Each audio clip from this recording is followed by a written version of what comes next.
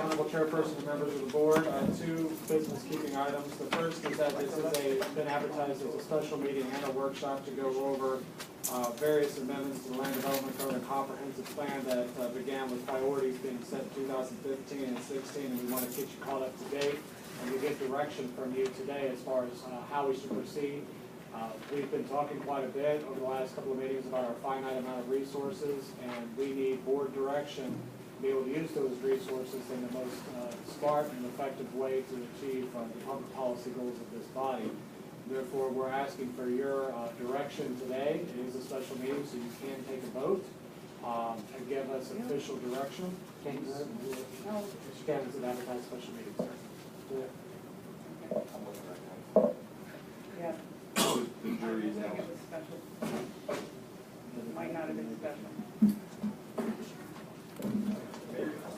All right, let me check so we know. We'll come back to that. The jury's out on that, so otherwise we will be looking for generalized direction from the board, maybe not specific motion and second direction. That's a very. If you need, if we can take it over to the meeting and do it.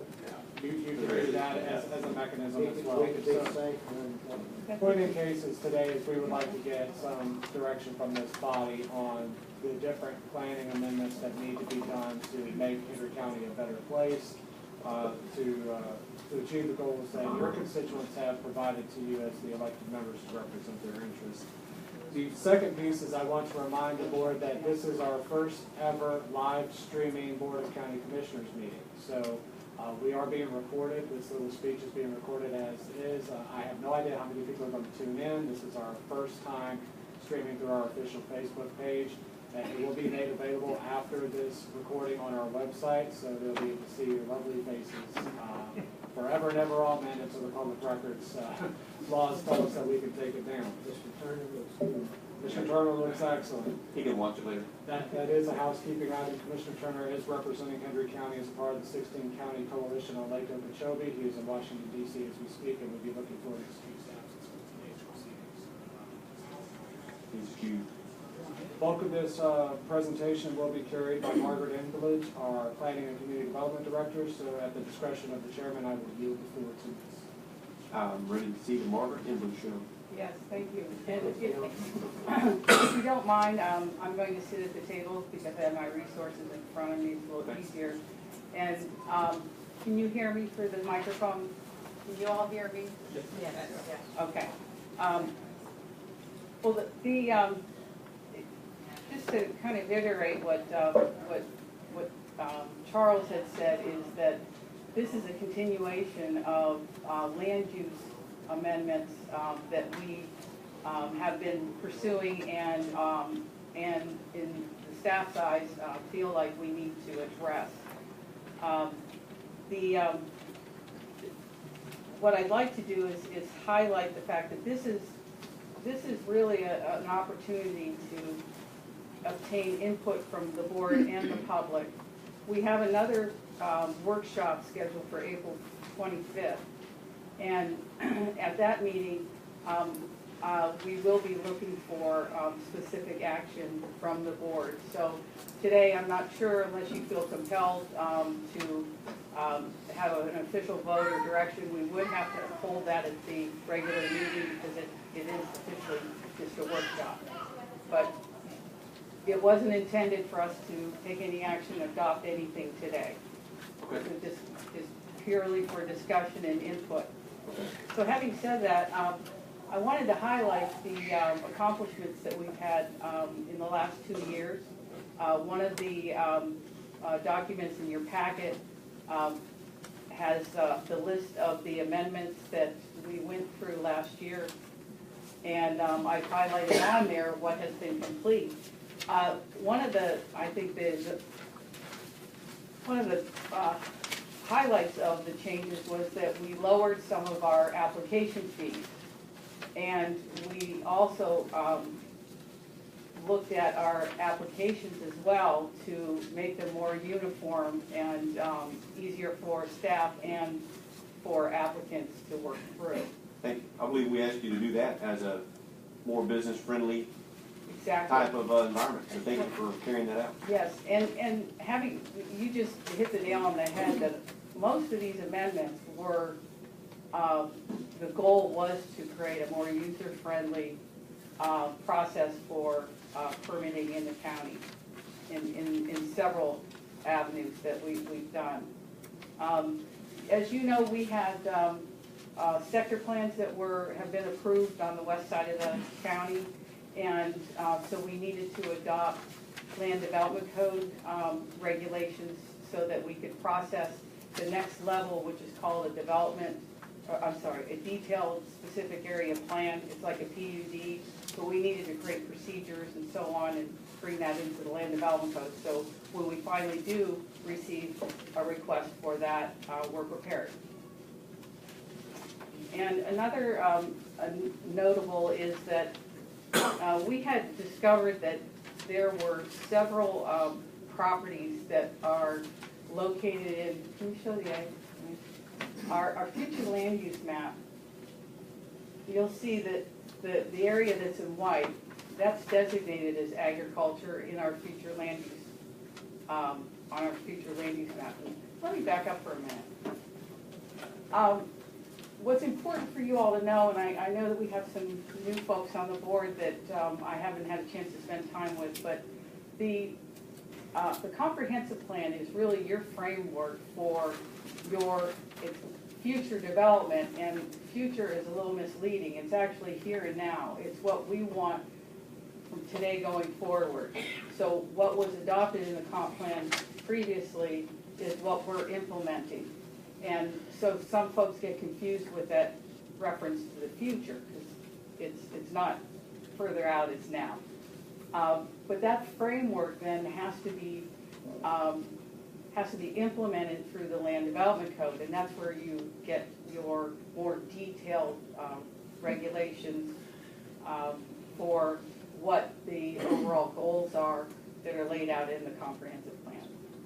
So anyway, where I was going with the agriculture future land use category is we discovered that there were several properties that had been split out and did not meet the minimum 5 acres for a residence that's required in the agriculture future land use category. And so we had some folks that were, we had some problems because technically they wouldn't be able to locate a residence on this property that they may have had for several years unknowing. So we went ahead and created a caveat in the future land use category to vest any of those that were less than 5 acres for a residence prior to January 1, 2015. And I think that's really, we found that we've applied that quite a lot since then. Is that going to continue? Yes. Is that caveat going to continue? Absolutely. Okay. Yeah. So it's not going to expire and there's not going to be a... No, there's no expiration. So is that 2.5 acres up, No, sir, it's 5 acres. 5 acres up? You had to have minimum 5. You have to have a minimum of 5 acres, but if somebody has 2.5 acres where they have split a 5 acre parcel, if they had split it prior to January 1, 2015, Okay. they would be grandfathered in. Some of it's 2 acres. Mm-hmm. Some of it's actually 2 acres though. And Not some 2.5. smaller, right? Mm-hmm. And some even smaller than that. So Right. there's not really an acreage attached to it. Right. Right. But now, after January 2015, you're back to the 5 acres? Yes, sir. Okay, that's what, so I guess I just didn't frame the question correctly. I asked you, did it expire, but it sort of did, because as of January 1, 2015, you have to have 5 acres or greater.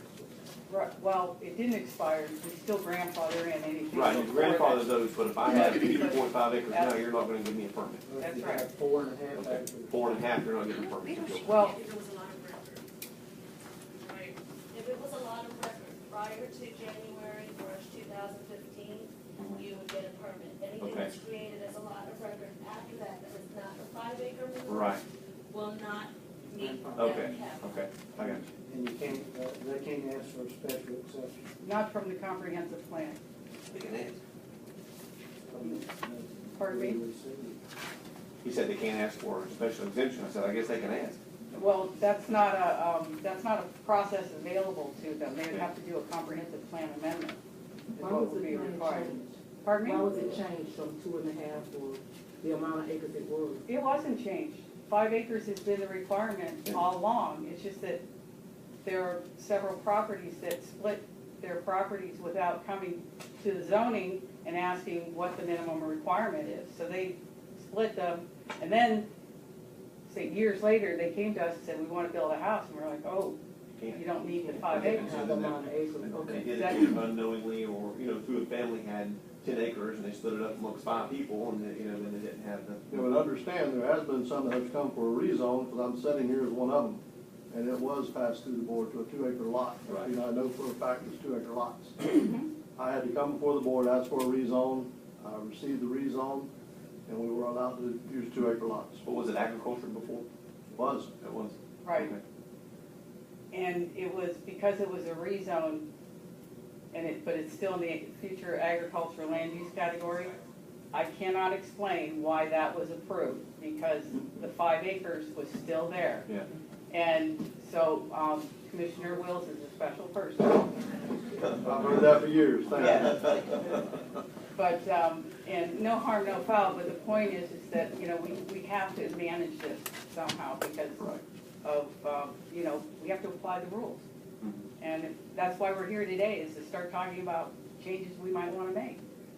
So, all right, I think we've gone through that enough. We also added administrative waivers that will allow the planning and development director to be able to approve certain administrative changes, such as maybe if somebody wanted a 1-foot setback variance. It depends on the location of the lot and so on. There's certain criteria that have to be met. But that's just an example of, they wouldn't have to come through the public hearing process. I would be able to process an amendment, an administrative waiver for that. You kind of hate to make them go through that. But I will say that we've had a lot of folks that have come in for 3-foot variances, and they have to go through the process. And for good reason, because you want to be able to notify your neighbors so that they know that you're proposing something like this, that a potential encroachment into their property, not literally on their property, but closer to. And that's what we're here for, is to not only serve the actual property owner, but also to protect the surrounding area as well. Let's see. Well, one of the comprehensive plan amendments that is still in progress, but you will see it for adoption, is that overall amendment that came before you for transmittal, where we have revised the format, renumbered it, removed redundancies, and we also codified the more recent amendments that have occurred in the last couple of years. The good news is that the state agencies had no comment on that extensive amendment, which is wonderful. The other good news is that, and I'm going to get into this a little bit more later, is that based on the amendments in that, we are likely not to have to be able to do an evaluation and appraisal report, which is due this year. And we may be able to get away with just sending in a letter with an overview of what we've changed and how we're in compliance with the state regulations. So that'll save the county a lot of effort and costs.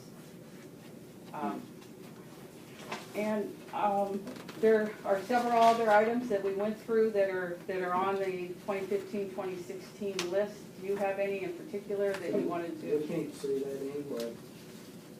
And see, they don't have numbers on the page, so get on land development code amendment, because we can't see that. Okay. She's not following anything else But there. are we on land development code? No, I wasn't following. Okay. Anything. I thought you was flipping the page. Yeah, I was, but I wasn't following that. Okay.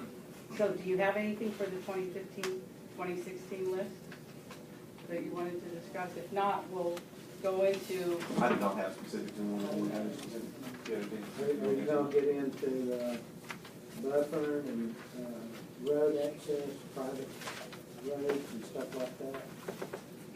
For an example, State Road 80 where you got a driveway every 20 or 30 yards and people going 85 miles an hour and they're trying to turn off the driveway. We don't want that to happen anymore. Okay, well, the good thing is that was one of the items that we're gonna be discussing tonight. Okay, because that's Yes. on 4-lane road. Mm-hmm. I think even DOT has some arm over that. Yes, they do, we'll have to coordinate with them. So starting with the updated list for discussion purposes only, staff has included items, as I've mentioned, that we have challenges with in when we have applications and permitting and servicing our customers. And also, some of the issues that have been voiced by our residents are reflected in this as well. And I will say, and the board, over the last year or so, you'll see some of those items here. But the first item that I hit on here is generally our future land use categories are antiquated. And we have, 14 future land use categories and what is it, I have 6 overlays, 6 overlay or special districts. The land use categories have a description of use, locations, densities and intensities, and infrastructure requirements that are in each one of the categories. The challenge that we have is the description of uses, more so than anything, are inconsistent on the verbiage that they use for each category. And, a month or so ago where we talked about the mobile homes being either specifically prohibited or it was silent on them in some of the future land use categories. That's an example of that type of, inconsistency in descriptions. And for example, there's a future land use category, the pre-existing rural estates, which covers our rural residential districts, which we have St. Evans area, A&B Road, we have Pioneer, and where Montour is RRF, but the point is that the rural residential, what was I going to say? In that land use category, it does not specifically call out agriculture as a use. It says non-residential uses. So that's been interpreted as allowing agriculture. And as you know, that agriculture uses have been permitted and exist in all of those areas. So that's just an example of how those things, those descriptions really need to be worked on. But overall, though, I would really recommend that we look at creating new land use categories that are a little more modern, that would be very specific about allowing mixes of uses in the appropriate areas, creating better locational standards so that you would ensure that you are locating commercial in the right location, so it's not in the middle of a residential area. I mean, that's extreme, but that's an example. And so, to me, this is one of the important efforts that we should consider going forward with. Do you have any questions on this? I do not, I agree with you. And related to that, we want to look at areas that we should target for well-planned areas, maybe creating overlays. For example, the Everglades area, that's going to really start, we're going to start seeing development in that area. We need to be prepared for it. Most of the area is designated as agriculture, and so anybody that comes in for development would have to come through for a comprehensive plan amendment. Well, we want to be able to plan the development in that area so that the property owners are able to enjoy their private property rights but at the same time to make the different development work together so that we don't have residential right next to the airport and so on, things like that, or Smart growth. yes, there you go, or sustainable development. There's a few other catchphrases, but exactly. And I think that we already have overlay plans for most of the west side of the county, from State Road 29 over to the Lee County county line. You know, we have the West Hendry planning overlay in the northwest area. We have in the city, there's the South LaBelle Village, and then we have the Rodina sector plan, and then south of that we have the Southwest Hendry County sector plan. So we've got a pretty good head start on the west side, and so now it's time to focus on the east side for these overall planning efforts. And so do you have any questions regarding that suggestion? I do not. I think it's a great I do. suggestion. When were these plans revised for this half of the county? And who actually did that? You said you have them completed. If they're completed, then when were they completed, and who was actually upon that committee that did that? Well, the West Hendry planning overlay was completed through the settlement agreement in 2010. And that was, it was a partnership between the county and private property owners. And then the Rodina sector plan was approved about the same time, wasn't it 2010? That's how he did it. And that was, yeah, the Judah But family. I think Vince, when he was here, he did most everything in the west, I think. So who was notified on that? And he left before, Pardon me? Who was notified on that? It was done in 2010, that was 7 years ago. So the people, I live on the west side, I knew nothing about it. How many people on the west side were actually, you said it was private owners as well as industry and county, so. Right. I'm sure it had to go through public hearing and everything. It went through the public hearing process, but Commissioner Wells, I see where you're going, that Yeah. not everybody reads those public notices, and, Not everyone gets those public notices. Yeah. Not everyone picks up the newspaper. right, exactly, and that is one of the things that we're going to be looking at is improving, is the noticing process. When we did one of the amendments that we did in the last couple of years was related to the West Hendry planning overlay, and Myra painstakingly sent letters to the property owners that were involved so that they were aware of it. And so my point is that yes, we need to be better about that, and we need to come up with a. and Margaret, most of that was farmland, but, Judah, Berry, Bonita Bay, all big chunks of farmland. And then when the economy went, it just stopped. Right. Yes. Well, my point there is that I believe we need to look at that before we just consider it done.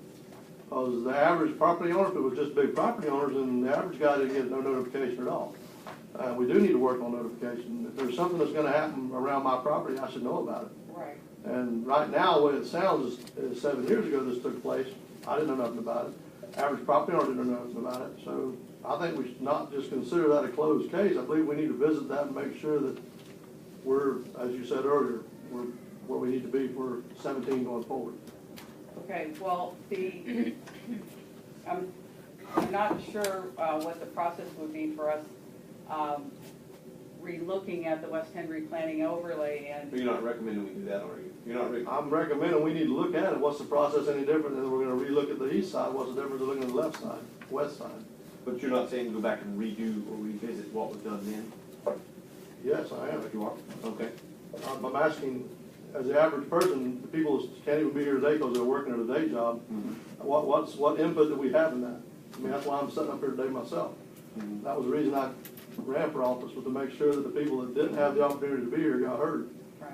So this here was similar to what we've done today. There was, you had to do a certain amount of workshops over and over again, public comments.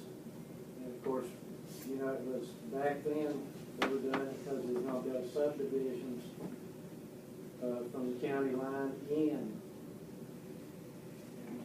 Like dude is already planned for a city out there, and he's dead and gone. And Bonita Bay's kind of went to halt too. They're gone. Right.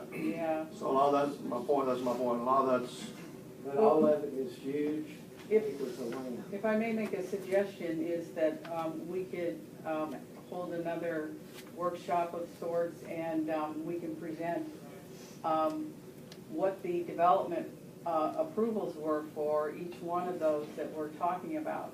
either that or you can, I can meet with you and you can bring me up to speed on it that way, but I would like to, I'd like to see the plan. It's whatever the direction of the board is, I'm happy to do Why that. don't you just meet with Mitch and go over the thing? And just as a aside on this, for example, the West Hendry planning overlay, all the property owners that are within that area still have what their base land use and zoning was. The overlay just allows them to pursue cluster development, that mixed-use development, and it has a lot of criteria. So we haven't taken anything away. We've added we've added more property rights to them because they have the ability to utilize this. So I hope that, That clears a lot, yes, that's the question okay, I wanted to see, so. Mr. All Chairman, right. have some input? If I might make a suggestion then, is that we do this in a three-phase process. We'll do the individual briefing with the commissioners that desire a little bit deeper dive onto these independent planning instruments. The second piece might be that staff needs to make a phone call to these applicants from the original documents and see where they might be. Bonita Bay Group, like you said, who knows where they're at with their development? Is this even applicable anymore? Is this a defunct planning instrument within our comprehensive plan and land development code? We need to have a yes or no answer on that. And depending on the outcome of the individual briefings plus touching base with these landowners or these planning organizations, is then consider maybe on a Saturday or even a Sunday afternoon to get a group together, maybe at Dallas B. Townsend or otherwise, and just kind of walk through the relevant pieces of it so that landowners today can kind of know where they're at and what's going to be moving in down the street. Does that sound like I'm hitting on where your head was at? Yes, sir, you are. Okay. It's more information, like Commissioner Turner actually brought up a few month meetings back, but exactly what we need to do is get the public more informed. We need to find a tool to make that happen. I know they said certified letters wasn't working, but if they make arrangements where once they do get the letter, get notifications, they can call in and you can eliminate some of the people that do know, and then figure out another way to notify the people that don't know, just so you know everybody's been covered. Well, we do receive a lot of phone calls with the certified letters that we send out. And Myra spends a lot of time on the phone explaining to them what we're doing and what we're not doing. So the ones we need to target is the ones that's not calling Not in. calling. Yes, So that we can make sure everybody, Right. is notified. I understand, and that'll be a big project. I think we'll have it, we will have it as a priority. But I just want to highlight the West Hendry planning overlay.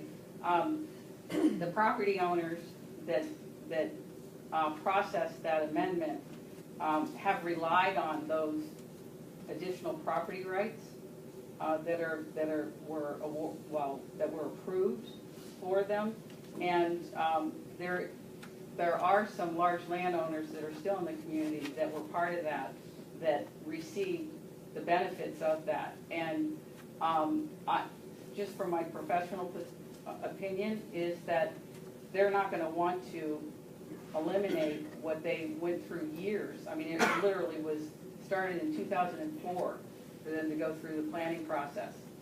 And so I'm happy to go through, contacting them to see if they're still interested. But from my opinion, I don't think we need to go there because, again, it does not affect anybody's underlying property rights, and their zoning and their land use still applies.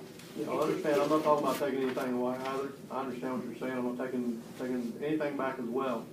Just want to be informed of where we were to make sure that, and when you said that they have more rights now, that's good. Right. We need to make sure they have the rights that need to do what they want with their property. Why don't we meet to go through it, and if you decide at the next workshop you want to give staff direction on any additional efforts, we'll be happy to do that. Yes, ma'am, that sounds good. Good discussion, Commissioner Wilson. Okay, so, getting back to though, the targeting the area around Everglades, do you have any comments about, whether that should be a priority or not? I think it should. That's where the next big project's gonna be. We plan on the Everglades. I think we should have it ready when it happens. Have everybody around it ready. And someone's already working that way. Any comments, Commissioner Martin? No, just like you said, just wanna make sure that they do know what's going on. All of a sudden equipment come in and they think they know, because we know from other voices, but we need to make sure that we notify them so that they would know, so they don't be sideswiped. Well, from, this particular, planning effort that I'm suggesting that we, look at doing, this would have to include all the property owners involved. We would not do anything without them. Most of it, Gilbert, and Sugar. There's a, they own some large portions of it, but there's also quite a few small Yeah. ones. Small one. Yeah. Right, right. And most of the time, they won't go against it, but it's when they don't know that they're not one, so, you know, we have to make sure that they know. Mm-hmm, okay, all I right. think that should be a target. Okay. The next item kind of encompasses a few things here, is that it has to do with our rural residential areas and the allowance for farm animals. And, you know, we've been talking about Wheeler Estates. We've got, you know, questions and concerns about Case and Evans and A and B roads and such. And also, we have Pioneer and Montour that are large communities that have the ability to have farm animals, but we have a number of, well, we have, not a number, we have certain regulations in our land development code that are somewhat hard to understand, and but they have been they have worked in certain areas on determining how many farm animals you can have on a piece of property. I think the table that we have needs to be looked at again. I also think that the approach that this offers by recommending a certain number of animals per acre, that we could improve upon this and consider applying it to the Wheeler Estates area if you wanted to do that. Again, Wheeler Estates is 1 1/4 acres. But the point is that it would, if we can come up with some, I guess, uniform regulations and more clarity to allow farm animals in certain areas, I think it would be helpful. We have, you know, for example, a few weeks ago, we had a community outreach meeting at the Dallas Thompson Center on a Saturday for Case and Evans and A&B.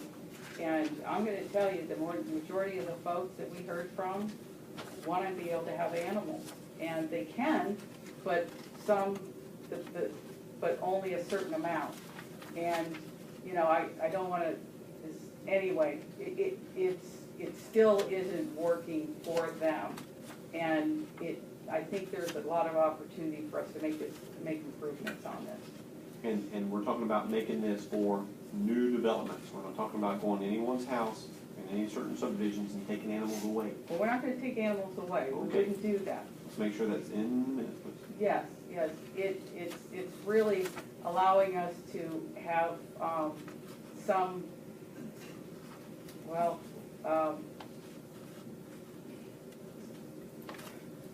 being able to make sure there's best management practices that are utilized with having their animals on site. In the new growth.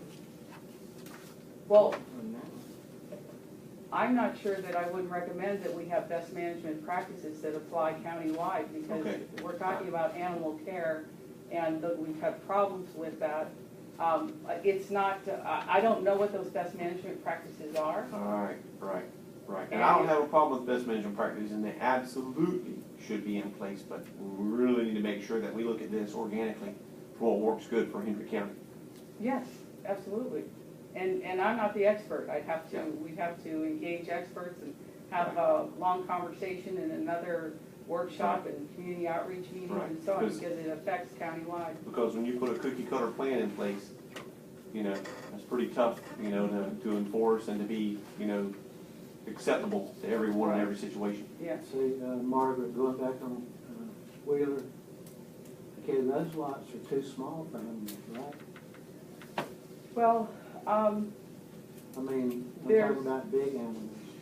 right, well, I can't say that because I'm not an expert in agriculture, but I have heard from folks that have been in agriculture for years, have told me that, you know, a horse can be on an acre as long as you have a place to take them and ride them and you're feeding them, augmenting them, they're not relying on grazing. So, Or a horse can be in a barn with a paddock the size of this room, you know. Is it a lot smaller than acres? Are Are they there- a lot smaller? are they smaller They're than not acre lots, are they? majority of them are acre and a quarter, and some have been combined. Now, can they put mobiles out there now or not? No.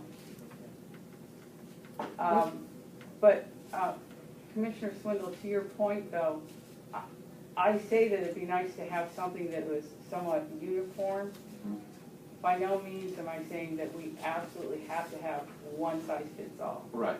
And that's why we need to spend time talking to experts, spending some time on what makes sense.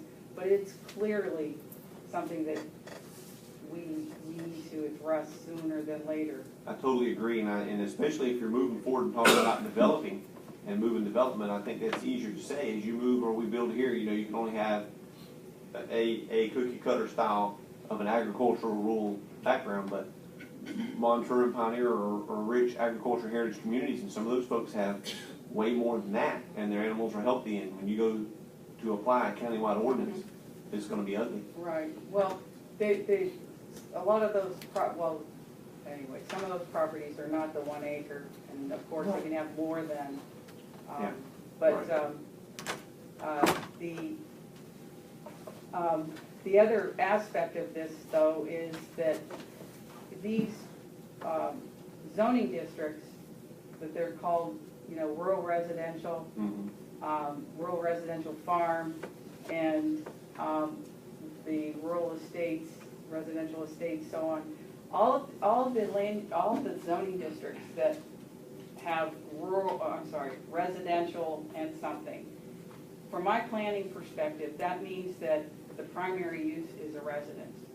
And that's something that has not been clarified on our books, but in most instances has been applied. So in order for you to have animals, you would need to establish your residence there. And in certain areas, for example, Montour allows commercial agriculture, which means that if they have a bona fide commercial ag use, that they wouldn't be required to have a residence. That's how that's been applied. And I'm not looking at taking anything away from there, but my goal is to clarify so that everybody knows that if it's a residential zoning district, that the primary use is a residence. I agree. So what you're asking us then is, well, we can't do it, you have to give it to us to determine how many animals on per acre or how many animals that should be there. But like you said, we have to have another conversation because, Absolutely, you yeah. know, when it comes to an animal, I'm not the one to talk I'm to. not so- either, and that's why we have to consult with the experts, but I think it's something we really need to dig into sooner than But later. you want to make sure it's across the board. I want to be able to make sure that that it applies to all the areas that make sense to have what I'll call household animals. I mean, that's what it's been termed, but I don't know if it's the right term. Now, you just said Montour have animals there in this agriculture area, but they're not allowed to have so many animals there. Explain it to me again. If they have a bona fide ag use, they don't have a limit on the number of animals they can have on their property. You wanna change that, not. No, I don't not wanna stop change it. that. Okay. If it's a bona fide ag use, it's commercial. I wasn't intending on going there, but it's definitely something that if somebody has you know, recommendation on, we can look at, but that wasn't the intent. The intent is to, part of the approved uses is when you're in a residential district, residential is your primary use. That's all I'm talking about. Yeah. And some of the overreach in some of those areas where some commercial ag or otherwise have come into play, that would be precluded. That's why she said That's- resident and right. something. Because, and Montour is a good example of that, because they have this rural residential, and then some of those fish farms, for example, have come into play. Mhm. Now some of those neighbors of that fish farm, we've really done a disservice to by letting that commercial operation happen next to them. Right, So that needs to yeah, and, be a piece of that conversation. and so what you just said may lead to creating location standards for the commercial type That's right. I think it uses, should. ag uses. And I did mention in the list in here somewhere about looking at requiring a site development plan or even a special exception for some of these more commercial, like the fish farms. Right. So that we can address the traffic. I mean, we've got, you know, large trucks that come and go from those facilities, not a lot on a regular basis, but when they come in, they'll park on the road and block the road. Right. The culverts that go into the property aren't Right. sized and have the wherewithal to hold them. Yeah, good. So, and the other things about the runoff and Right, and that's right. so on, the impacts the adjacent properties. Exactly. Have you got any complaints from anybody? Yes, You have? on a regular basis. On the way here. It's really a hot topic going on right now as we speak. There's a commissioner in Orlando who's dealing with backyard around the entire state. And what it is, a lot of people are wanting to get back to raising their, you know, it's expensive to buy food in the grocery store. Organic. A lot of people, exactly, they're wanting to get back to doing their own. So this is not something that's just affecting Hendry County. We could actually reach out to some of these other, you know, counties that have been through this and try to get some, rather than trying to reinvent the wheel, we just grab that, modify it, so it could apply to us here. Commissioner Wills, we already have done that, Okay. reached out on the backyard chickens. They don't have any good recommendations on the other things that you might want to have on your property. Okay. But the backyard chickens, there's some really good ones that we could start processing or look at it. And we don't have to wait to, we could pull that out if you all wanted to do that. But we really need to look at where it makes sense to be able to have them and how many. Because the backyard chickens in more of a residential suburban area might not bode well for a very large coop and you don't want the roosters. Just gotta get out of bed early, warn nobody. Yeah, The reality is, that's an ongoing struggle, so. you know. yes, it is. And that is, I was kind of lumping that into this Right. overall. Well, the cows and horses, I would suggest getting with Mr. McAvoy or someone down there that has the knowledge on this, that could give us a rule of thumb, how many animals per acre, that they're gonna know that, the agriculture department's gonna know how many cows, how many horses. You know, they're gonna know what they consume as far as grass or feed or hay, whatever the case may be. Right. So someone with that expertise would be a lot better to give us that information than one of us trying to guess Right, what we yes, were. and what those we are were the doing. types of people, I'm not gonna stop there, but those are some of the resources that we'd be looking at. Let's see, we already covered that. Oh, here, the next item is Commissioner Harris's concern, and everybody else's, quite honestly, is that we need to create an access management plan for State Road 80 and State Road 29, so that we don't continue to have several driveways accessing and impacting the level of service for those roads. And the FDOT, the Florida Department of Transportation, has a 660-foot driveway separation requirement. And as folks come in for new development, this is going to become an issue because they can't meet that. So we've got to look at opportunities to allow them to still develop, but allow it to meet the FDOT requirements and to protect the level of service of these major, excuse me, major roads in our community. Is that the county's responsibility or FDOT? It's gonna be shared, I suspect. It would be shared because it's a land use issue as well, and that's where we come into it. They would be part of it, and they've offered for technical assistance for this type of effort. We just haven't pursued it. We wanted to wait until we got direction from the board. We don't want to ever let that happen again. It happened on the 80s. Right.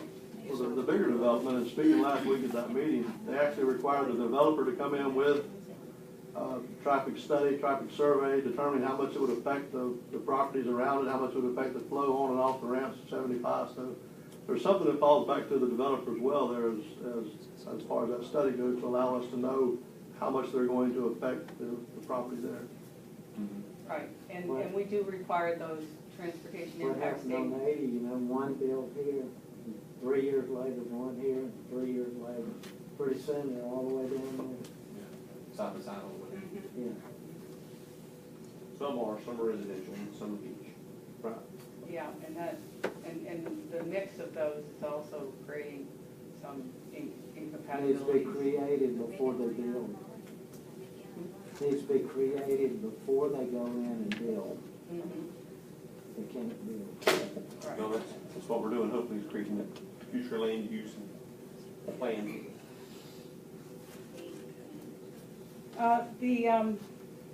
The next item that I have on here, it's generally, not generally, but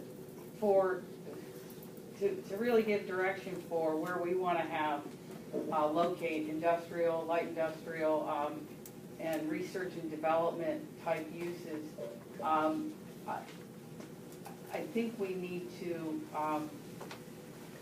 look at that to determine what the appropriate locational standards are, whether it's based on their access to roads or just generally their location in proximity to other uses.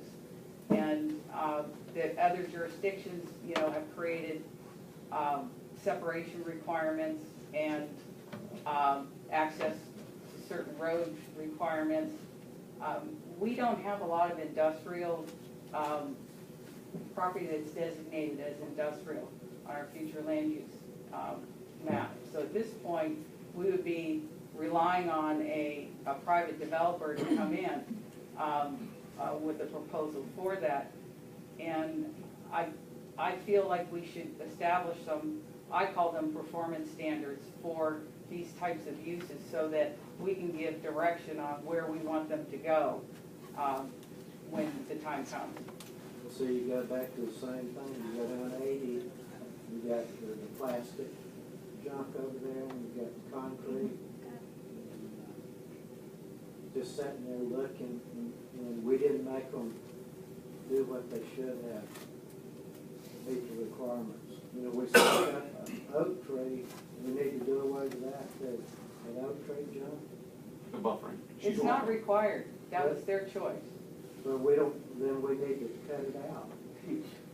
Because the oak tree's gonna grow up, you just see right under the oak tree. Right. That's what the cocoa plums that are They planted shrubs on there. Yeah, but planted there. then you'll be gone. Not me.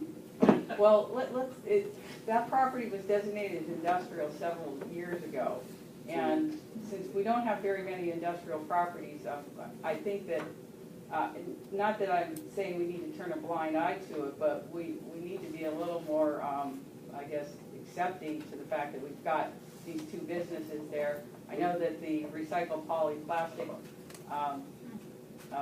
business has been a little frustrating because they really haven't gotten up to speed like they had planned, but it's, you know, they're trying. It's their intent to keep those piles moving. just need to figure out some way to maintain those piles. Once again, this week, the windstorms we've had, there's debris back all over the same property as it was before. They Blowing have, off their property. It is. Well, you think they gotta So- dig it. You have to keep your stuff on your property so regardless. I would they think. have, those property owners said that there's the plastic's over there? And Okay, well, we need to get code enforcement out there too. I just got that call on the way here, so I was gonna relay that, but now's the perfect Okay. time. All right. Since we're talking about that, and you know, we don't wanna drive business away, but they need to be responsible. That's right. And there's ways of keeping it down. They just Yes, gotta sir. do it. That's right. Correct. Yes, ma'am. Okay. The next item I have on here is building heights. We have a flat 35-foot building height requirement.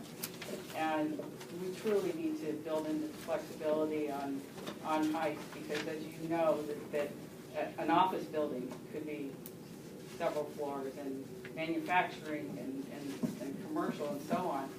35 feet will limit our growth. Okay, what should limit the height? Well, one approach is where you would start at a base of 35, and for every foot that you go up, you'd have to be set back another half foot from the property line. So you're creating more open space and more separation Okay. as you go up. Well, that's a requirement, but I'm saying what should be a limiting factor for height countywide? How do you go about, 9 stories then? Is it So what I'm location? saying, is it safety? Because we don't have a ladder to go that high to get them Well, in. yeah, I mean, anyone that's going to develop over 35 feet is going to have sprinklers or buy a new fire truck for our fire services. Okay, all right. And that's not unusual. I mean, projects that I previously worked on, that's been a condition of approval, that they had to Okay. buy a fire truck. Okay. 35, not very high. Yes. Some of the other things to keep in mind is FAA approach patterns and relevance to our airports. We only have 2 public airports at this point in time, but there may be 2 or 3 other privately held airports. So we're going to have to coordinate all of those reviews with the accepted landing approach and leaving patterns from those different areas in terms of where we can allow the heights to be. And Goofy pilots can't see the building, shouldn't be flying new one. But we need to leave it open where we can go up higher. How about that? Is that right? We need to leave it open where we can go up Oh, higher. right, and we already know that we have to apply FAA requirements and these impact zones from the airport, so that's gonna be built in. But, all other jurisdictions have that flexibility of going up, and I think we're limiting our future development if we don't address that. I agree. Well, the next item we already covered, where I was saying we need to clarify what's a principal use versus an accessory use. Like I was mentioning, the example of residential in a residential district. And we have, as far as accessory uses and structures, we don't have real good definition of what can be permitted in certain zoning districts. And that's pretty typical in other jurisdictions on what you would expect in a certain, I'll use residential again, what type of accessory use that you could have, swimming pool, a head shed, a playground, and creating like certain setbacks that you have to have for those. Right now, there's just one-size-fits-all setbacks, and quite honestly, there would be situations where you might want to allow a pool or something like that to be a little further back than what the required 25 feet might be. I mean, that's not unusual, but it's something to think about. And in some districts, you need to be careful of what that creates, that separation with your neighbors. They usually come in and ask for special exceptions for that. Had one not too long ago. Well, they come in for a variance for setbacks. And my point is that when you have an accessory use, though, some of them warrant different types of setbacks. And something to consider. That's something to do with your neighbors too, Carl. Yeah. The next item I have is home occupations, and this kind of rolls into the next item after that, which has to do with commercial trucks parked in residential areas. Oh, boy. And the home occupation description in our land development code is not very helpful in trying to apply the requirements. It's a little, the language is a little too open and room for interpretation.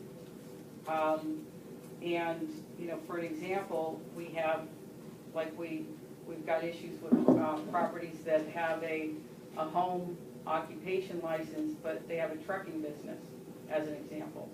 And they're parking their trucks on their property in a residential district.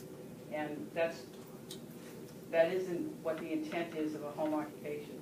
Home occupation is really intended to be something where you have just you're working like an office at home, and all of your activity is primarily off-site. So how did they get away with that?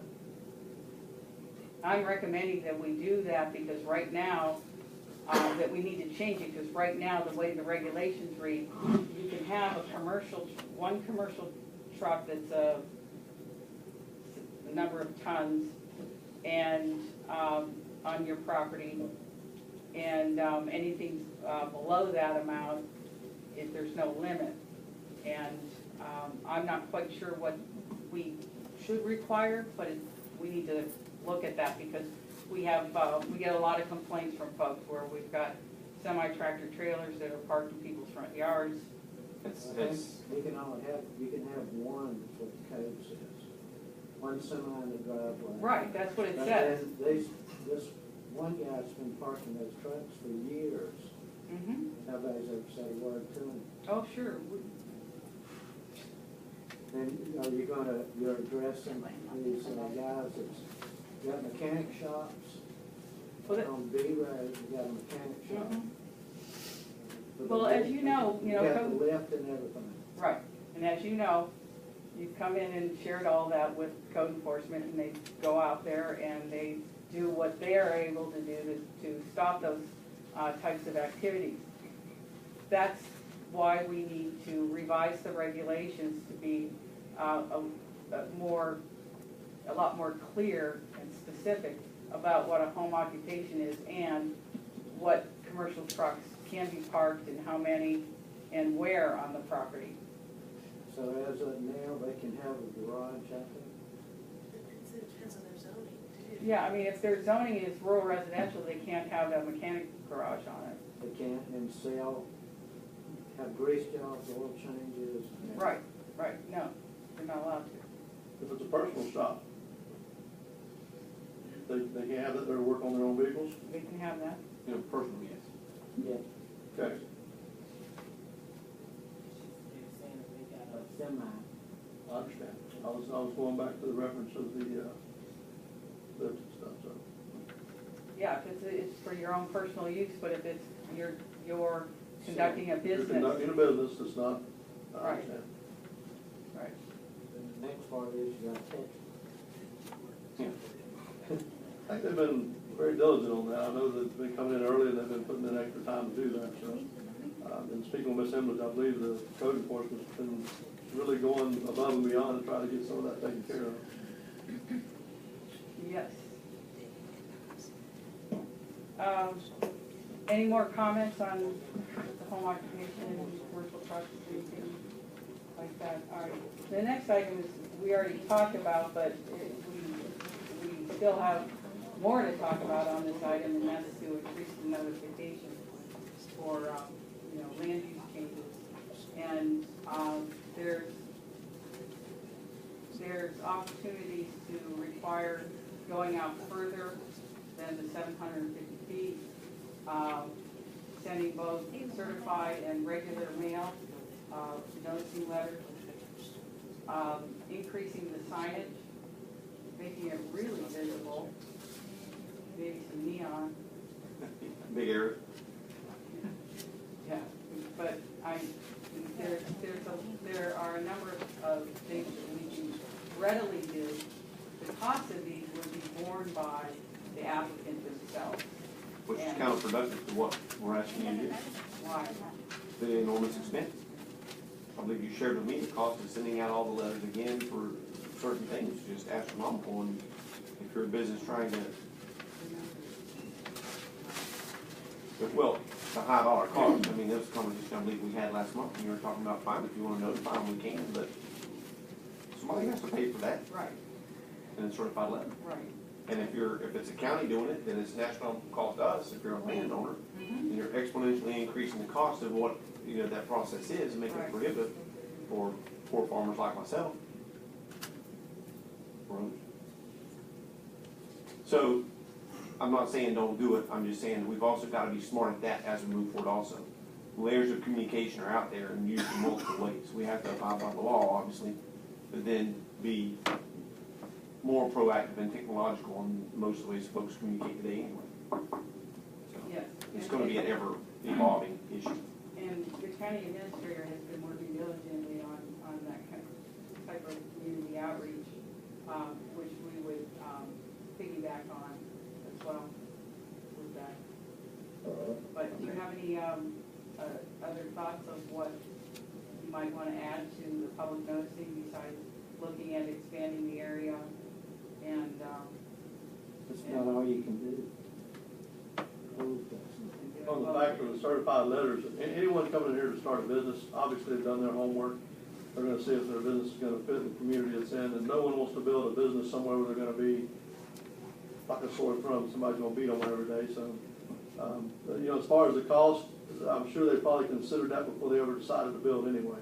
So it is gonna be a little extra cost, but look at it this way, it's gonna be a little extra cost on the person building the facilities.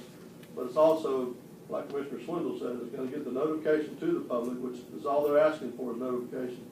So I don't think that's too much to ask from the builders coming in, hey, this is what it costs, we have to notify the people around you. And I do believe that 750 feet is not enough of an area, point in case, once again, myself, a few years back that happened, and something was built that none of us wanted, but all of a sudden it was there. So we need to make sure that notification gets to the people it's going to affect, not just the ones right up against that property. We don't have a public comment now, and we'll wait till the end. That's your discretion. Okay. Mr. Withall, if you'll just come forward, lift. Or just stand where we can hear you. I guess there's no microphone there. There you On go. that subject, I don't mind somebody calling me with a heads up to say I better get on this story, get it out. I don't pay attention sometimes to things, and it's free, just let me know what's coming up. And I'd be glad to. Okay, thank you.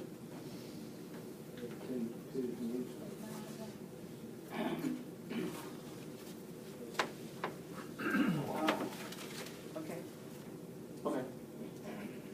The next item has to do with lot splits. The current regs limit you to splitting your property into 3 lots within a 10-year period. Otherwise, you have to go into the platting process.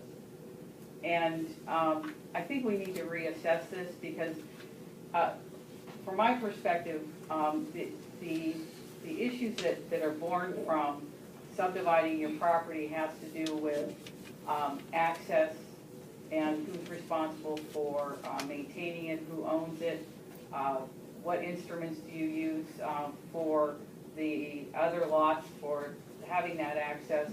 If there aren't any other facilities that they share, and it's just a road, I'm not quite sure what the issue would be to allow,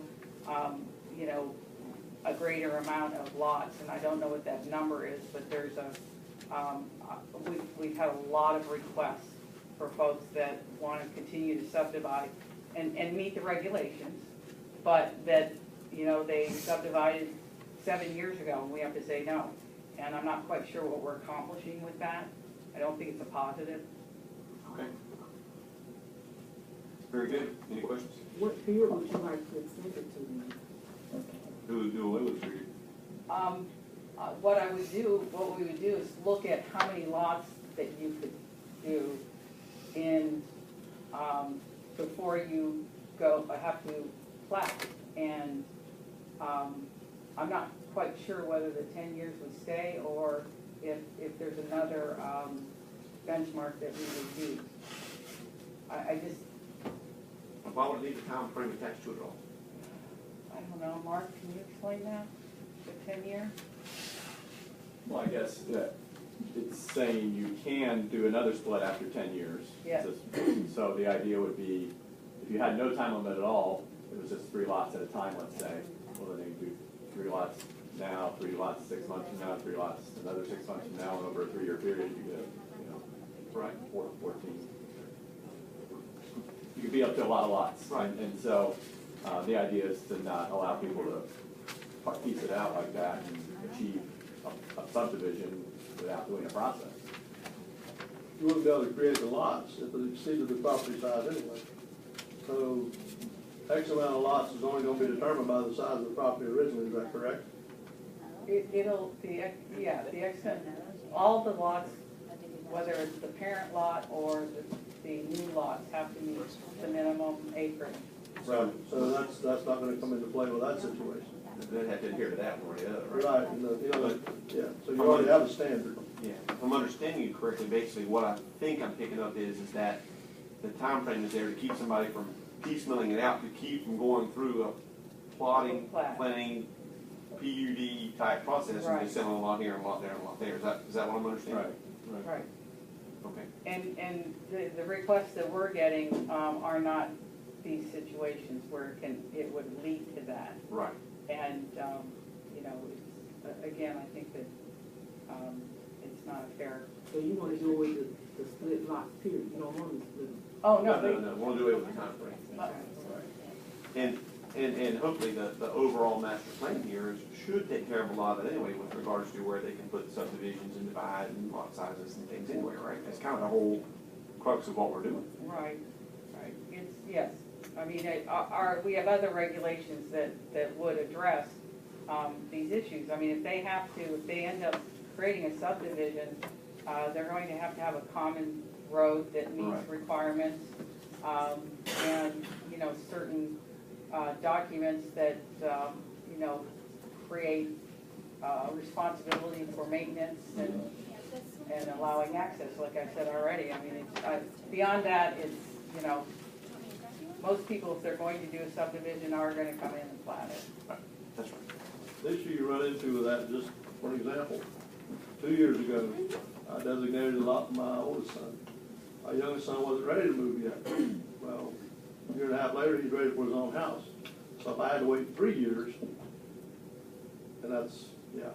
And so you would have kept We don't him, run into those situations. yeah, That doesn't you would make have kept him sense. from doing it. He's not trying to build a subdivision. Exactly, You're trying but to- and that's what we see a lot of these places. People's owned this property for years. It was actually, that's the reason they had the property, so their family could live right there with them. So for us to say, well, your son can live there 3 years from now, he's gotta go rent until then, Yeah. that's, He could just stay with you. no. That's what we're, Or you have to split it. split it. Okay. All right, moving on to the next item where the State Road 80 Gateway overlay.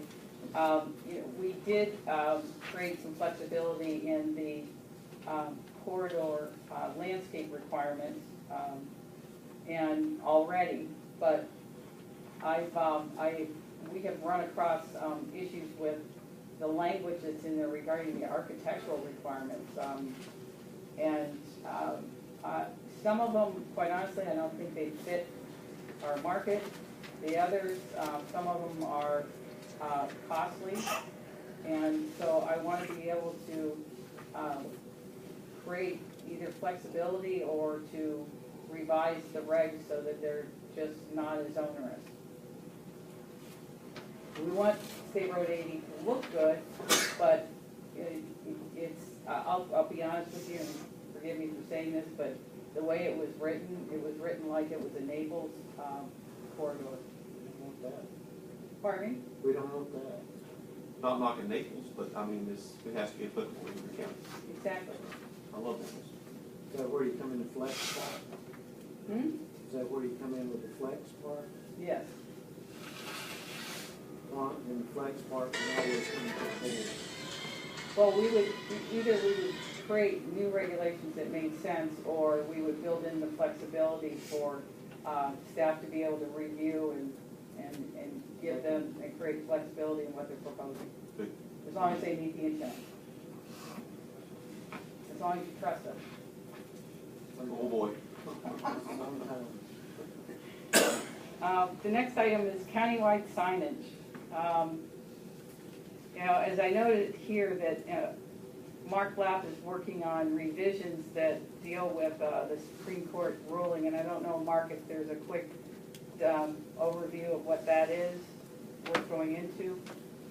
Well, just that the Supreme Court issued a decision in summer of 2015 that said basically that you can't make, a government cannot make content-based restrictions on signs. You can have restrictions on signs, but content-based restrictions are problematic from a First Amendment perspective. So, and ours is content-based, our current ordinance. And so it needs to be revised to comply with that court ruling. But additionally, it's a 1991 ordinance, and anything that's 26 years old probably could use an update. So that's what we're working on. Right. So it has nothing to do with setbacks or size or? Oh, sure. Well, the overall regulations do, but that particular ruling doesn't. Because you've got that damn setbacks and all that. Well, we can improve upon it and make it more clarity as well for both staff and the applicant for that.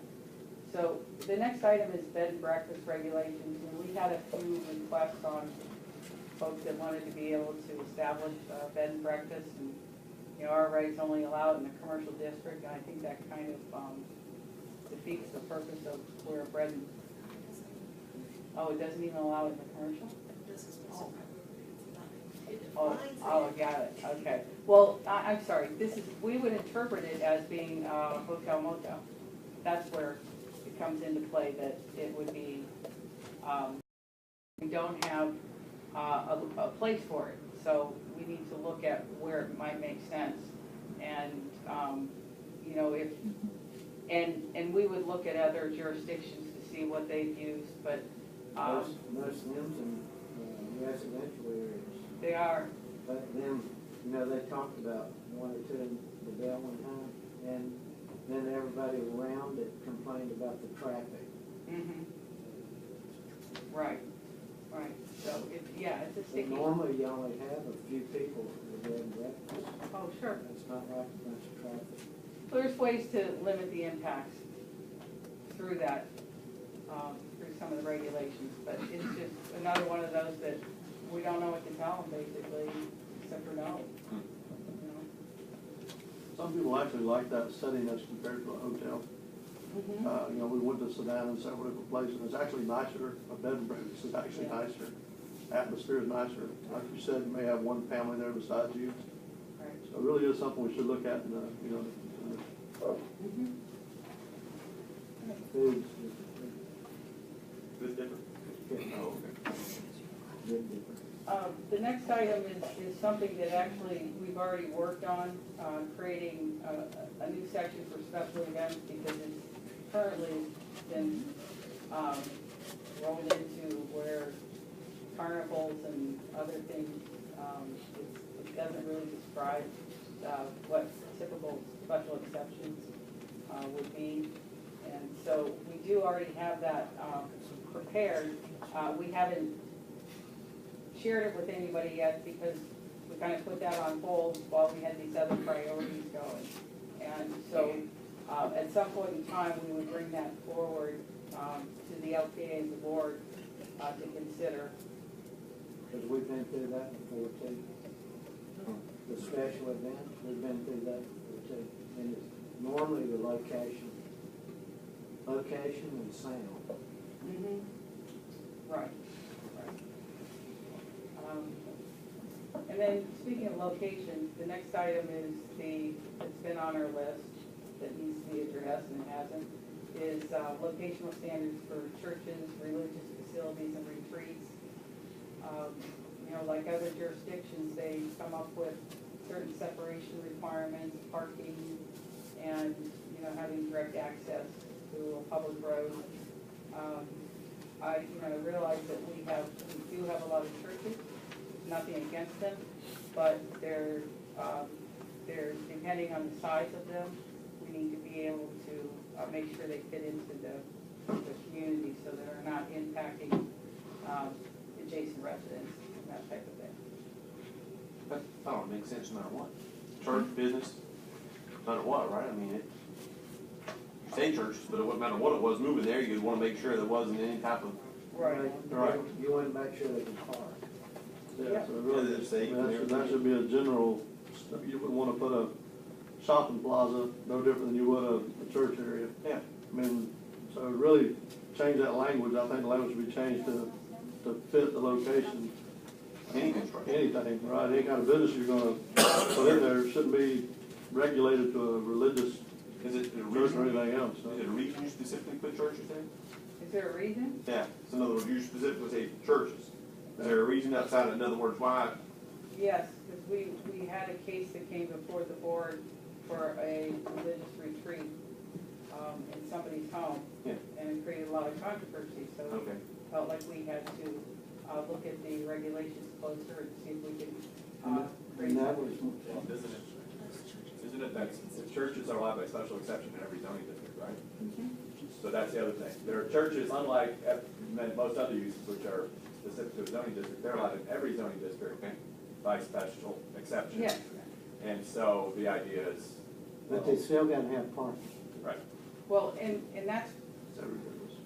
and that's good because we bring it through the public hearing process, but what I'm looking at is so that the folks that come in for the church have that predictability of what is required of them and that it's not arbitrary or perceived to be arbitrary or subjective by staff recommendations.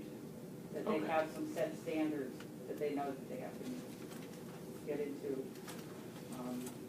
Actually, yeah, more than most other businesses. There's a lot more stuff you have to do as far as having meetings than you do in a lot of other businesses. so, Yeah. Yeah, a lot of hoops. Okay. Yeah.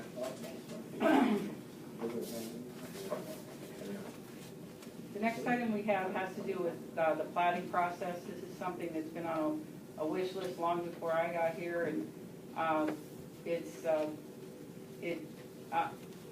quite honestly, I've made a suggestion about minimizing the preliminary plating process and lowering the fee, because right now it's the same fee as the final, and they're both $4,000. And so I think at a minimum, I need to work with our staff on what would make sense for just a basic change in the costs and the preliminary process, what we can shave down, and since and we're also recommending that the preliminary and the final go through the LPA, so they have the opportunity, because oftentimes the final changes tremendously after the preliminary. And What is it now? What is it now? right now, the preliminary goes to the LPA and the board. No, not the board. right. I haven't had one, so. And but then the final just goes to the board. So there's a lot that could happen in between there that, you know, the LPA would want to opine on. Especially our chairman of the LPA. Okay. The next item is lighting regulations. That's, I'll be honest with you, that's a real easy one, just to create an across-the-board standard that would apply to any development. Actually, I recently saw one, I think that was in LaBelle, that they had, that was pretty basic, but to the point of, you know, avoiding that, the overall lighting spillage onto people's properties and having big spotlights or what have you, you know. But and we also have had requests from residents about adopting something like a dark skies regulation, and this would be in line with what the dark skies intent is, and that is to minimize the lighting that goes up, or eliminate lighting that goes up, basically. And most lighting, typically, except for maybe an ag type light, most lighting does comply with that downward shield design, but putting it in writing, I think, would be helpful. And then the on-site preservation, I want to make sure that we're not, that we are consistent with what's required with the state and federal regulations on those requirements. You know, we can always ask for more, but I want to make sure that whatever we ask for, we're clear about it. And more importantly, since the state and federal agencies do allow off-site mitigation, I don't want us to hinder that or be an obstacle to that opportunity. In some instances, it makes sense that if you have a wetland, a half-acre wetland, and it's not connected to anything else, it's isolated, that if you would have to mitigate for that through the water management district, we should be able to allow that as well in our regs.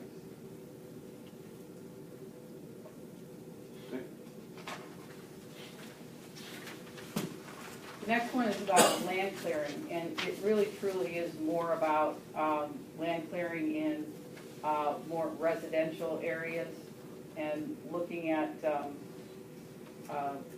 where we, and I know I brought this up in 2015, the point is that if you have somebody that comes in and totally clears the property, and there's the ground is left raw, there's runoff and dirt that goes into adjacent properties when it rains and into their lawn, and there's got to be some way for us to, other jurisdictions have these on their books where you can address these types of potential issues. The other part of this is that at some point in time, we're going to want to start requiring them to protect some native trees without hindering their development, and that's something I think we want to consider as well. Do you have any comments, questions on that? No? Do not. Surprised it's not already there. You just gotta be careful about that. And then the next item is hurricane mitigation plan. Projects that I've worked on before in the private sector, we always had to create a hurricane mitigation plan for these large-scale residential, well, mixed-use developments that was in partnership with the county. So the county knew what those developments would be doing or have on-site, whether they have a shelter. And years ago, we used to be required to provide shelters for large developments. And that hasn't really been applied as late, but it's something that I think should be on our radar. I don't know that it's something that's on the top of the list. It's just one of those things I think we're going to want to eventually, when we start getting these large plan developments, that we want them to, I guess, be self-sustaining in some way. If there's a way to, stay on site, if they can have a shelter. They oftentimes, like a clubhouse, will be built to the standards of a shelter, and that costs more money, but it's a benefit to the community. Oh, question? I don't want to interrupt a lot, but the animal control, the Humane Society was just saying the other day that Hendry County doesn't have any provision during hurricanes for people's animals. And they're like members of the family, and it's just something we overlook. You're right. The next section is regarding some of the projects that we have to do, and I'll say that I'm not necessarily asking for permission. We have to do these because of Florida statutes, and the airport land development code regulations, as I have on here, have to be updated based on a statute that was amended last year. I think it was last year. And then the next item I have on there that I mentioned earlier was the evaluation appraisal report of the comprehensive plan. Every 7 years, you're supposed to assess your comprehensive plan and see how it's doing for you. You know, and that's what we're talking about, some parts of this today, is that we really need to look at our, more so the future land use categories and whether they're working for us and how we can make them better. The good thing about it, as I mentioned, is that we might not have to do the state required evaluation, but we can do it from a local perspective, which is still include an effort, but it's not something that they have to be involved in. I just on that point is, this is a brag point for the board and also for Margaret as our planning director, in the fact that we've been actively doing these revisions for the last 2 years. So we are, by virtue of it, getting credit from the state, and we're working through the process to get this validated and verified. But just as an example, an evaluation and appraisal report in my prior jurisdiction cost the county nearly $100,000 in external planning fees to be able to complete. So if we're able to do this, yes, we're still going to make money investments, but it's going to be a cost savings because we've been biting away at this over the last 2 or 3 years. So kudos to the planning staff for moving this on. Very good. Yeah. Pat yourself on your plat book. Okay. But what I do want to, the next item though is related to the evaluation and appraisal type of effort, is that we've been working on competitive Florida partnership. It was a grant that we received regarding an economic development that would result in an economic development strategy. And Brent Kettler has been working diligently with Janet Papanoff on this effort. There's been community outreach, and we have more to go on this. And this, and Brent's here, and he's going to give you a quick overview of that process. But the results of that, we will be able to take some of that and incorporate it into our update to our comprehensive plan, because it will represent the communities, what their goals are, and also what the obstacles are and what we have to fix. At the end of the day, we'll have some of that input as well. So at this point, I'd like to introduce Frank Kettler. Chip, stand up here. Are you going to go up? Yeah, you got to get it from camera, folks. Yeah. Just trying to hide. Can you use the microphone, Brent?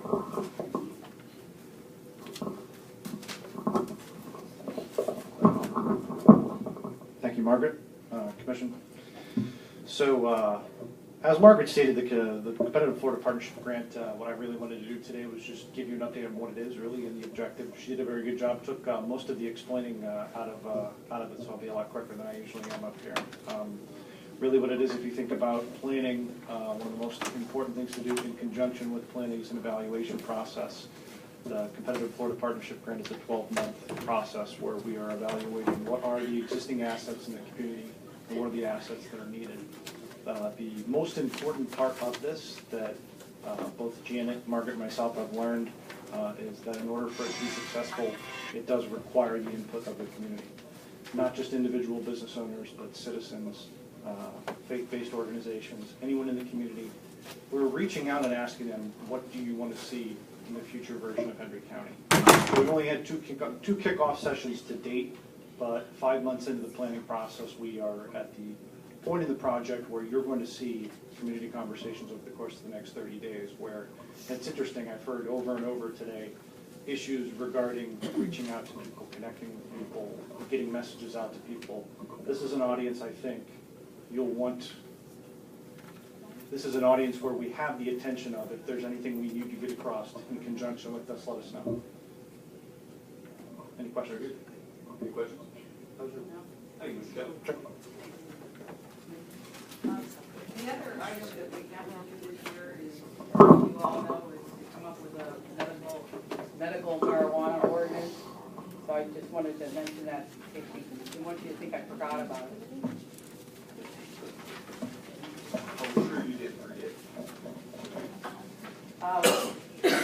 next section is regarding community issues, and it really is staff highlighting or describing the issues that we've heard from the residents in these communities and/or that we've had issues with in permitting, expressing our regulations.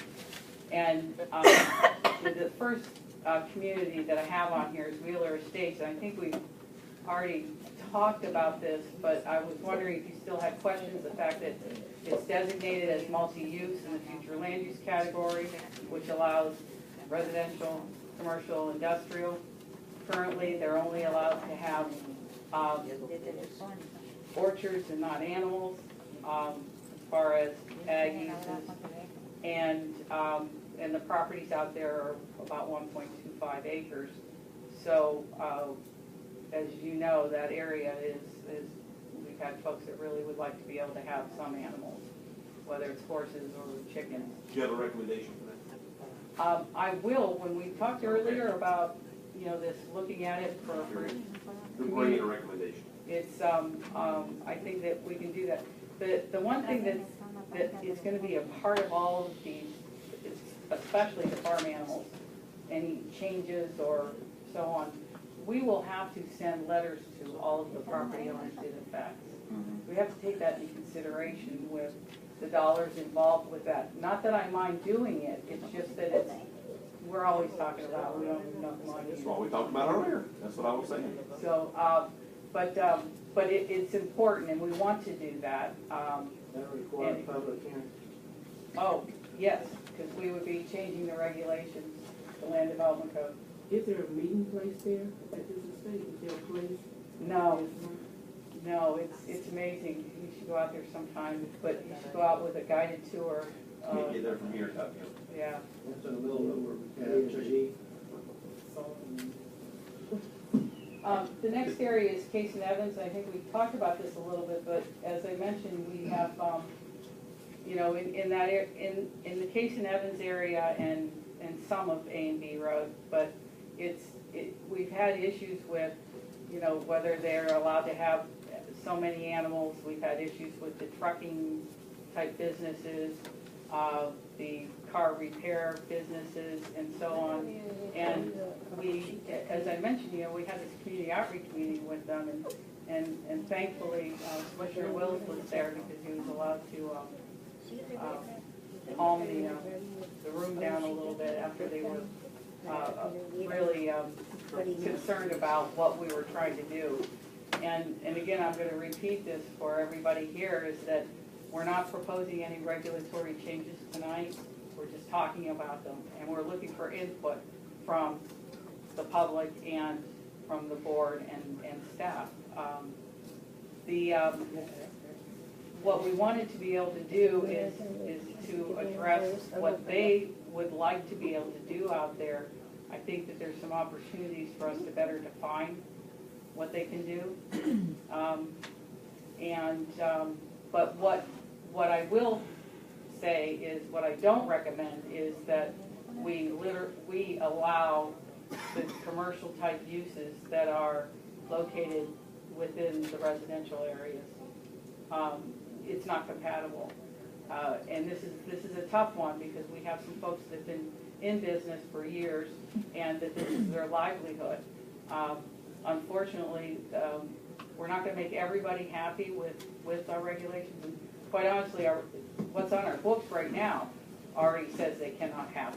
We enforce what we should now, we would already. And we're working on it with That's right. code enforcement, but it's unfortunately it's affecting some folks' livelihood, and that's unfortunate. Commissioner Wills, did you want to say anything about that effort and our meeting or anything? No, ma'am, I appreciate the staff's work they're doing on this. It's gonna be, like you said, it's not gonna be perfect for everyone. It's not gonna be a one-size-fits-all. I do recall that part of that property issue out there was rezoned several years back under a blanket window. And maybe some of that could be revisited as well, like we had talked about, when no one knew that took place. Yeah. That was on Case Road. So Yeah, there's quite a few issues there. Actually, we did the research and we found that letters were sent out to everybody that was on case and evidence when they went through that process. Was it certified or just letters? I honestly, I'm not sure. Not sure, we have the mailing list, the property owners, and that's how they go by. Okay. But even if it hadn't been rezoned, it was A2, and they still wouldn't be allowed to have those commercial uses. Well, that was just part of their issue. They said they weren't informed. And that's what we're talking about now, is getting better information out to the residents, so. Right. This is gonna be tough. Like I said, there are some folks there that it is gonna affect their livelihood. So it's not gonna be an easy situation. But it was wrong when they bought this property, right? Now, that's the issues we're running into, is a lot of that wasn't stated. And when they bought the property. Right, so They now were staff's told. trying to get brought back to, They bought the property and they said, yes, you can do this, that, and so they went and they're doing it. And nobody said anything to them. Now they say that to them. Well, they find out when they come in for a permit, what they So the can. zoning didn't change, nothing changed. The zoning did change in 91, but it went from A2 to RR.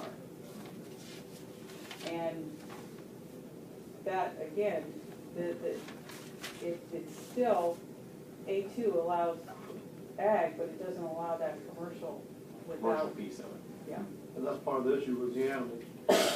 Originally, some of them did have ag, they don't no more. So it's just gonna be an effort that's gonna take place, but I think staff's doing a good job on it. Then the trucking will be a big deal. We're gonna have to address that. The next community is Ladika.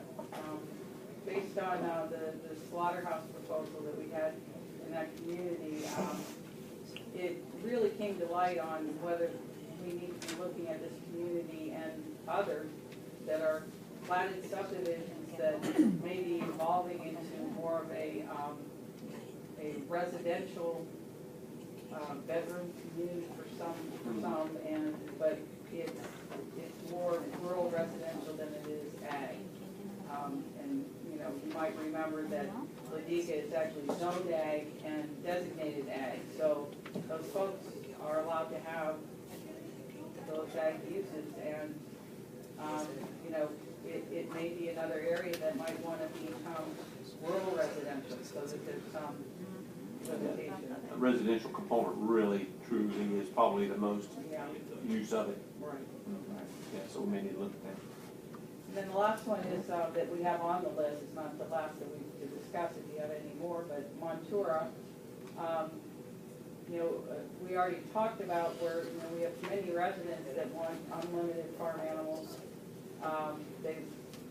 We get requests to be able to place RVs on the property instead of homes.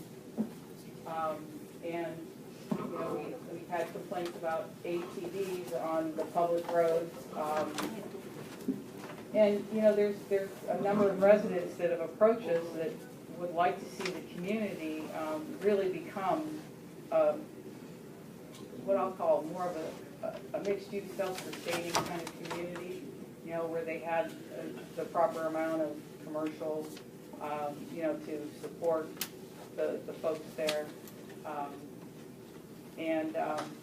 But, some of these issues that I highlighted are complaints that we've had or code enforcement issues that we've had, that folks that live there, a good majority of them have relied on those activities as why they bought out there.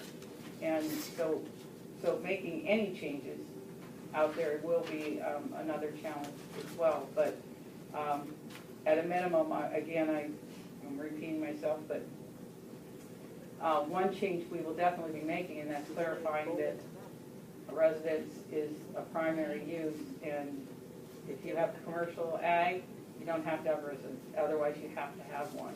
And it's a mobile home or a site-built home, not an RV. Or tent shed. Yeah, or a tent shed.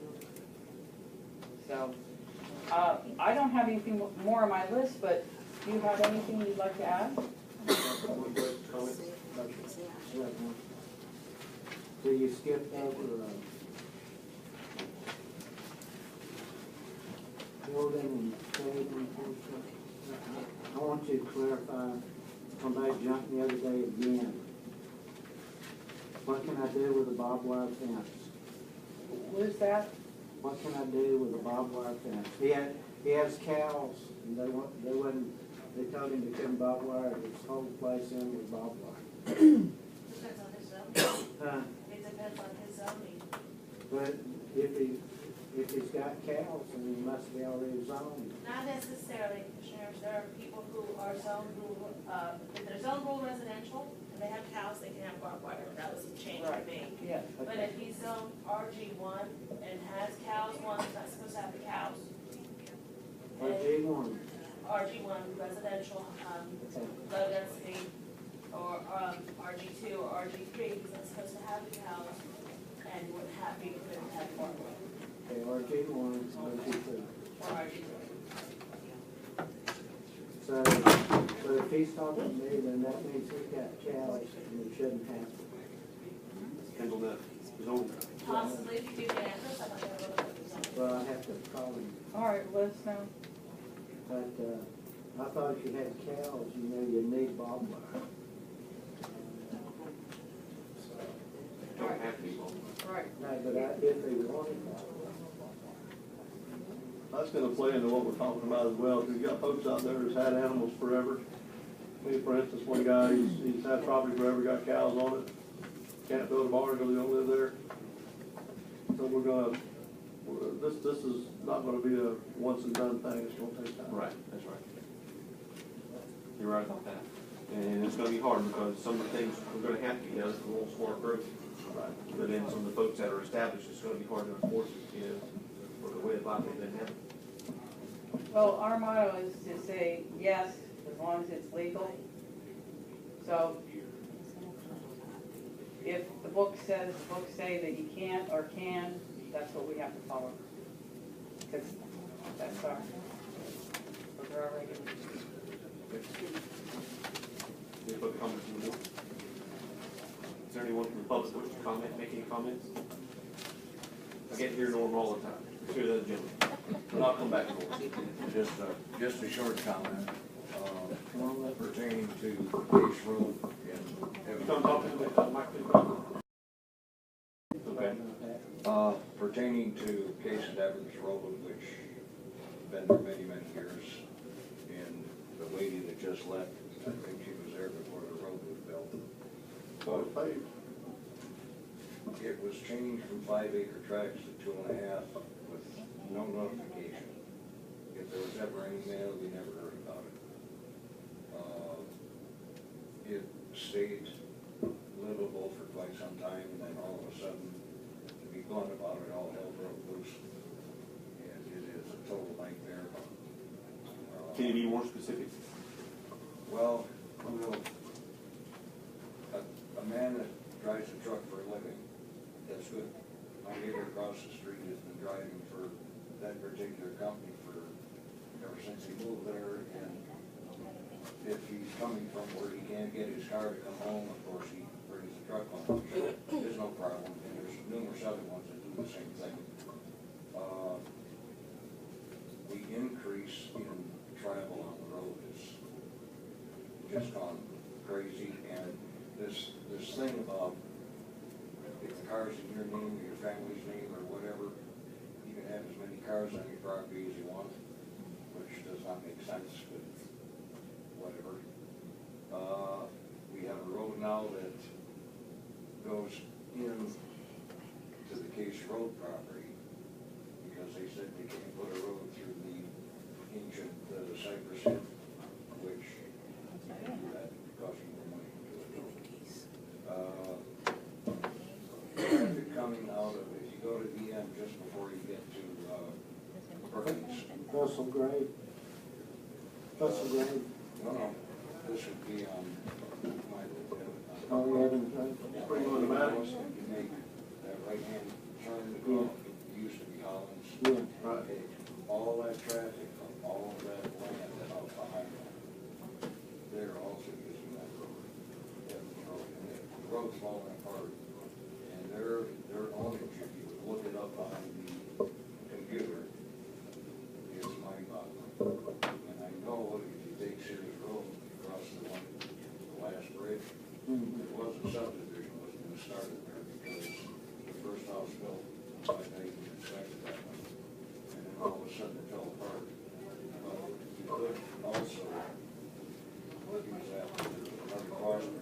great, isn't it? Backwards, and they're just came off, Sears, and now everything comes down on the road. They can't get out on Sears, can they? I don't, someone told me that the old Cross Street Bridge farther back in, they either took it down because they didn't want the trucks coming through. Yeah, that's probably the only way out.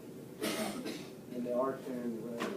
And so now, because, B Road, none of those have any access, even the fish on this, they got that locked off for a day. It's all dead ends. Yeah, it's all dead ends, so the increase in traffic, whatever coming on back in there, you don't know.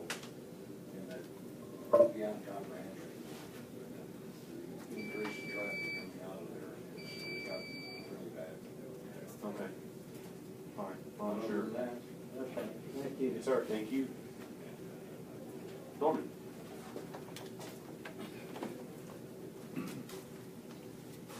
True proper time.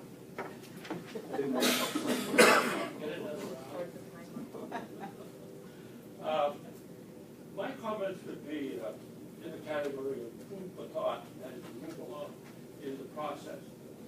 And we have some experience in Ventura, where we're trying to put a square peg in a round hole here, because it's basically residential, I believe. But yet all of a sudden, with the advent of the fish farm, we now have a commercial operation. And some of the observations that I've had that may not come to mind right off the bat, what happens when you all of a sudden insert a commercial operation within a residential area. And I've listed some here. It's what happens to the traffic flow, because you've got big trucks, 57-foot boxes. That's one of the things. The road standards, when Ventura came about, they didn't think of having tractor trailers there. So the roads are not really designed for big trucks.